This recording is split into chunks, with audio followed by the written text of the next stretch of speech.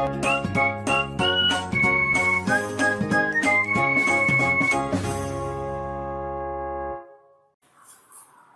वालेकुम dear students, मैं हूं आपका host and teacher Samar Abbas और आप देख रहे हैं easy to learn YouTube channel. Dear students, last time हमने सोर्सेज ऑफ ऑर्गेनिक कंपाउंड पढ़ा था। उसमें हमने 3 major sources of organic compound पढ़े थे, यानी natural gas, coal and petroleum.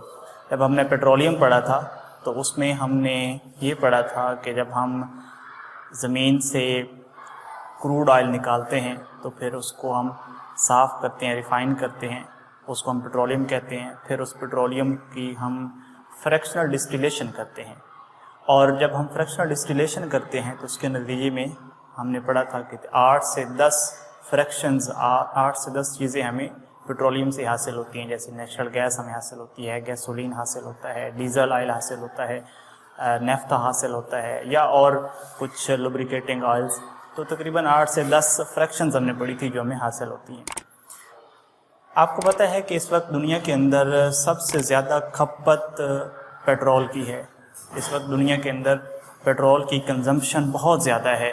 हमारे जो पाकिस्तान में मोटरसाइकिल हैं वो सब पेट्रोल पे हैं, जो ऑटोमोबाइल गाड़ियाँ हैं वो सब पेट्रोल पे हैं, तो इसकी खपत बहुत ज़्यादा है।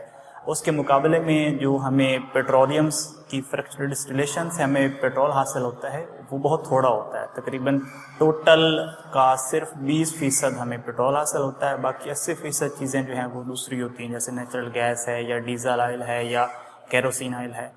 तो पेट्रोल की ज़रूरत को पूरा करने के लिए ये 20% पेट्रोल काफ़ी नहीं है।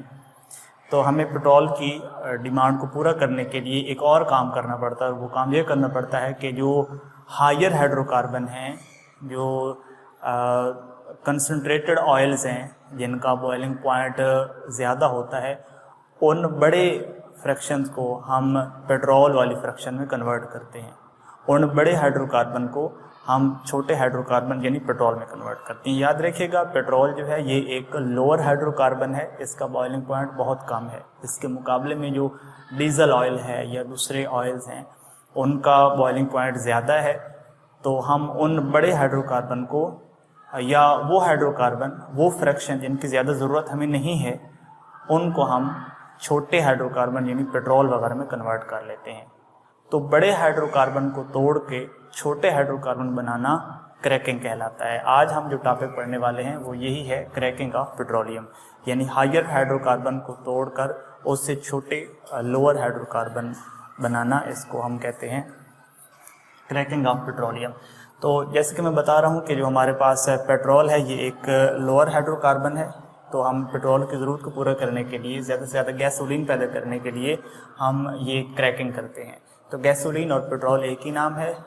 अमेरिका और लैटिन अमेरिका के अंदर इसको गैसोलीन कहते हैं, जबकि एशियन और बाकी यूरोपियन कंट्रीज़ के अंदर उसको पेट्रोल कहते हैं। लिहाजा पेट्रोल और गैसोलीन एक ही चीज़ है। Anyhow, break down of large hydrocarbon into small hydrocarbon is called cracking. तो क्रैकिंग क्यों की जाती है? अपने गैसोलीन की ज़रूरत को पूरा करने के लिए।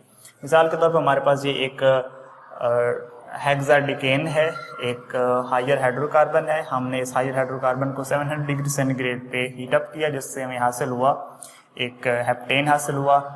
इसी तरह हमें अल्कीन हासिल हुआ जो कि इथीन है, और इसी तरीके से हमें प्रोपीन भी हासिल हुआ।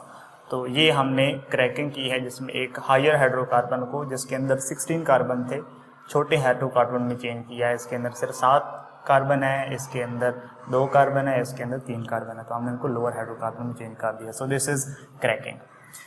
ये जो क्रैकिंग है इसको मुख्तलिफ तरीक़ों से किया जा सकता है।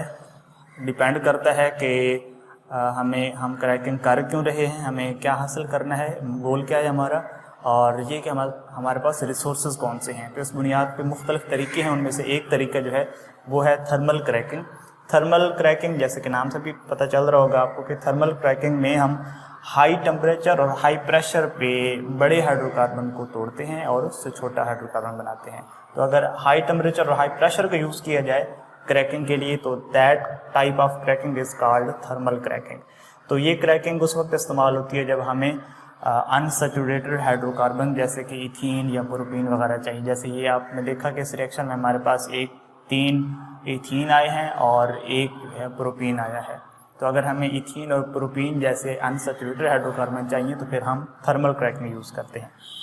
एक और तरीका जो हमारे पास क्रैकिंग का है वो है कैटालाइटिक क्रैकिंग। कैटालाइटिक क्रैकिंग एक ऐसी क्रैकिंग है, एक ऐसा ब्रेक डाउन है लार्ज मॉलिक्यूल का जिसमें हम किसी कैटालिस्ट का यूज़ करते हैं। अगर हम इतना हाई टेम्परेचर यूज़ नहीं कर सकते, हमारे पास ऐसा हाई हीटिंग सोर्स नहीं है, तो उसके लिए फिर हम कम टेम्परेचर यूज़ कर सकते हैं, लेकिन उसके बदले में हमें एक कैटालिस्ट यूज़ करना पड़ता है। क्रैकिंग में ज़्यादातर कैटालिस्ट यूज़ किया जाता है वो है mixture of silica and alumina. Silica और एलुमिना के मिक्सर हम आमतौर पे क्रैकिंग में इस्तेमाल करते हैं।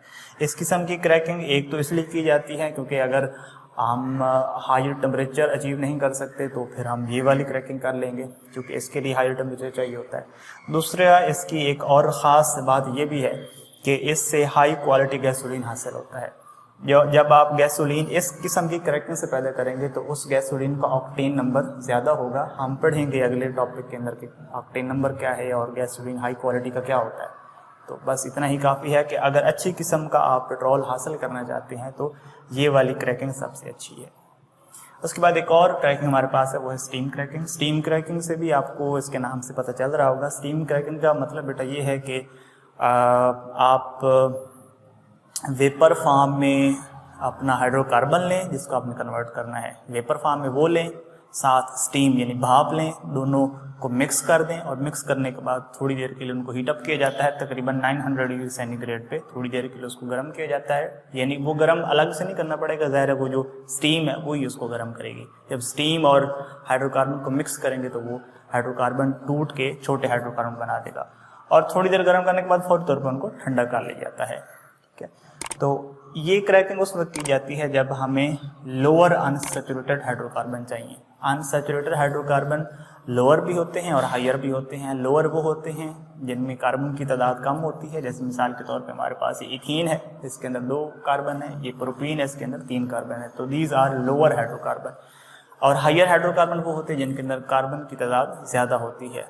तो अगर आपको लोअर हाइड्रोकार्बन चाहिए, अनसैचुरेटेड हाइड्रोकार्बन चाहिए, तो फिर आप स्टीम क्रैकिंग करते हैं।